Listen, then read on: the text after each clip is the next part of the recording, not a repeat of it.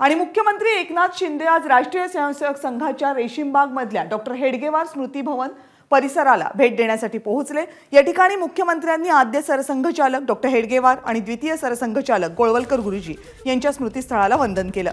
मुख्यमंत्री झाल्यानंतर एकनाथ शिंदे यांची रेशीमबाग मधील डॉक्टर हेडगेवार स्मृती भवन परिसराची दुसरी भेट।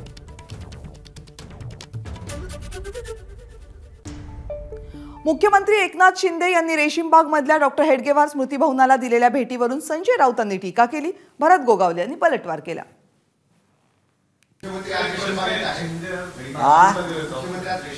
हो, त्यांना रेशमाचे किडे होऊन गेले असतील।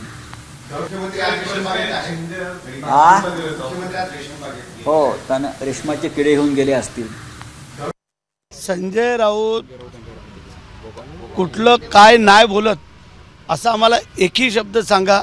संजय राऊताला पूर्वीचा इतिहास कदाचित आठवत नसावा असं मला वाटतंय आणि म्हणून करता जे काय आम्ही शिंदे साहेबांबरोबर किडे म्हणून जर आलो असेल तर किडे अत्यंत चांगलं मुलायम रेशीम हे विणतात हे आपल्याला सगळ्यांना माहिती आहे आणि या देशहितासाठी आम्ही ते चांगलं काम करण्यासाठी इथं नमस्कार करण्यासाठी आलो होतो आणि त्याला संजय राऊतला तिलक लाभ हो असं आम्हाला वाटतंय। एबीपी माझा, उघडा डोळे बघा नीट।